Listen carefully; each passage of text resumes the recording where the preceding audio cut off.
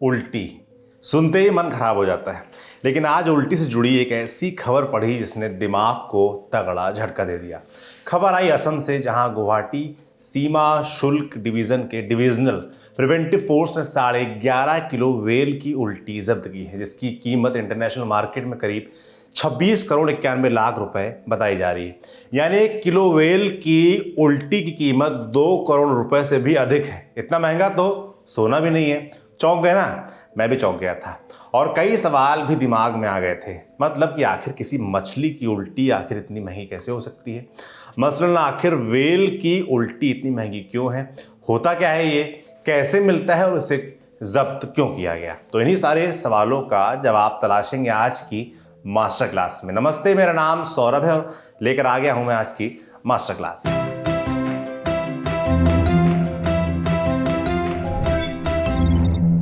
Master class में आज बात वेल की उल्टी की। शुरुआत वेल से। जीके में एक सवाल पूछा जाता है, दुनिया के सबसे विशाल जीव का नाम बताइए। हम बताते हैं, ब्लू वेल मछली। समुद्र में रहने वाले इस जीव को पृथ्वी का सबसे बड़ा स्तनधारी यानी मैमल जीव कहा जाता है। इसकी लंबाई 80 से 100 फीट तक होती है और वजन 150 से 200 टन तक होता है। ब्लू वेल मछली की एक प्रजाति है। इसी तरह की 90 और प्रजातियां भी पाई जाती हैं और इसी में से एक स्पर्म वेल, जिसकी उल्टी बिकती है करोड़ों में। अब ये स्पर्म वेल का क्या परिचय है? जैसा कि हमने आपको बताया कि ये वेल की 90 प्रजातियों में से एक है, जो अपनी भारी भरकम सिर की वजह से अलग ही पहचान में आ जाती है।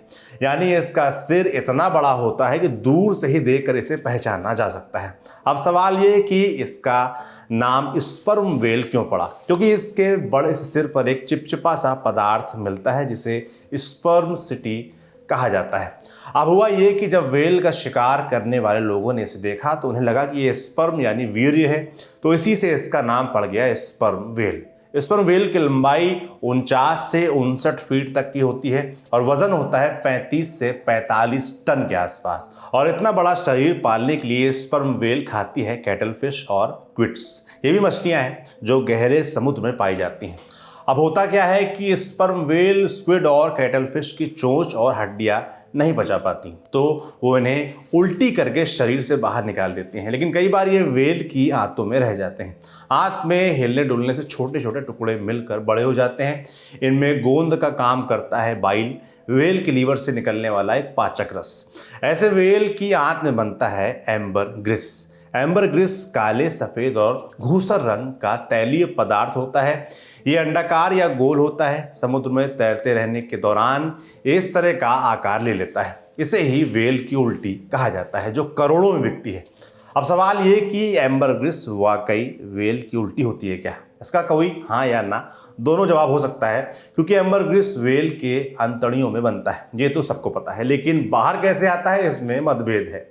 अलग अलग विद्वानों का अलग अलग तर्क है। एक पॉपुलर मत यह है कि वेल एम्बरग्रिस को उगलती हैं, यहीं से एम्बरग्रिस के वेल वॉमिट या वेल की उल्टी होने की बात आई।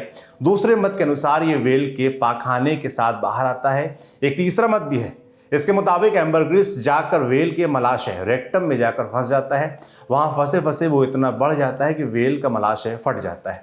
लेकिन आज तक कम ही ऐसा हुआ है कि एम्बरग्रिस किसी वेल के कंकाल में मिला हो। अब आगे क्या होता है? एक बार जब स्पर्म वेल एम्बरग्रिस को शरीर से बाहर निकाल देती हैं तो ये चिपचिपा और काले रंग का पदार्थ पानी में तैरने लगता है। तब इससे बड़ी तेज बदबू निकलती है। लेकिन वक्त के साथ समंदर के पानी और धूप का असर होता है और बदबू कम होने लगती है। काले से इसका रंग बदलकर ग्रे और फिर आखिर में सफ़ेद हो जाता है, सख्त मोम की तरह। जैसे जैसे रंग बदलता है, बदबू की जगह ले लेती है खुशबू। समंदर में तैरते तैरते एम्बरग्रिस लहरों के साथ किनारे तक आ जाता है, लेकिन कई बार इसमें सालों लगते हैं। वक्त के साथ एम्बरग्रिस की खुशबू बढ़ती जाती है, इसलिए एम्बरग्रिस जितना वक्त समंदर में तैरेगा उतना ही वो कीमती माना जाता है। और होता क्या है इसका? एम्बरग्रिस से एक पदार्थ निकाला जाता है एम्ब्रीन नाम का। इसमें महक नहीं होती, लेकिन इसे परफ्यूम में मिलाने से उसकी खुशबू ज़्यादा वक्त तक बनी रहती है।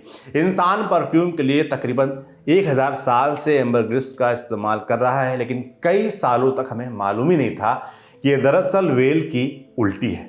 अब इतनी कीमत क्यों होती है इसकी उल्टी की? इसे तैरता सोना या समुद्री सोना भी कहते हैं। स्पर्म वेल में भी बहुत कम ही होती हैं जो एम्बरग्रिस बनाती हैं। फिर इसके समंदर में तैरते तैरते या किनारे लगने पर किसी को मिल जाना चांस की बात है। इसीलिए एम्बरग्रिस बेहद महंगा होता है। काले एम्बरग्रिस में सबसे कम एम्ब्रीन होता है, इसीलिए इसकी कीमत सबसे कम होती है। रंग के साथ साथ एम्ब्रीन की मात्रा बढ़ती है और सबसे ज़्यादा दाम मिलते हैं सफ़ेद एम्बरग्रिस के। जिन परफ्यूम में एम्बरग्रिस का इस्तेमाल होता है वो काफ़ी महंगे भी बेचे जाते हैं। पुराने दौर में एम्बरग्रिस स्पर्म वेल के शिकार की एक वजह था, लेकिन चूंकि एम्बरग्रिस बहुत महंगा होता है, वक्त के साथ परफ्यूम बनाने वाले सिंथेटिक एम्बरग्रिस की तरफ मुड़ गए। लेकिन कुदरती एम्बरग्रिस की आज भी अच्छी खासी डिमांड है और एम्बरग्रिस का इस्तेमाल सिर्फ परफ्यूम के लिए नहीं होता। अरब में लोग इसे अनबर कहते थे। इसका इस्तेमाल धूप यानी खुशबू वाली और दिल की दवा के तौर पर भी करते हैं। औषधि के तौर पर इसका इस्तेमाल पुराने समय में कई देशों में हुआ करता था। अब सवाल ये कि पुलिस इन्हें जब्त क्यों करती है। समंदर में तैरते एम्बरग्रिस को इकट्ठा करने से व्हेल को कोई नुकसान नहीं पहुंचता। फिर भी दुनिया की कई सरकारों ने एम्बरग्रिस के इस्तेमाल पर बैन लगाया ताकि इससे स्पर्म व्हेल के शिकार को बढ़ावा ना मिले। यूरोपीय देशों और अमेरिका समेत भारत में भी ये प्रतिबंधित है। वाइल्ड लाइफ प्रोटेक्शन एक्ट 1972 के तहत स्पर्म व्हेल एक संरक्षित प्रजाति है। इनके शिकार की अनुमति नहीं है और भारत में इसके कारोबार पर प्रतिबंध है। लेकिन कीमतें काफ़ी अधिक होने की वजह से एम्बरग्रिस की तस्करी खूब होती है। इसीलिए इसके पेट से कीमती एम्बरग्रिस निकालने के लिए तस्कर अवैध रूप से इन्हें निशाना बनाते रहते हैं। लेकिन अंतर्राष्ट्रीय बाजारों में इसकी काफ़ी डिमांड है और खरीदार महंगी कीमत चुकाने को तैयार रहते हैं।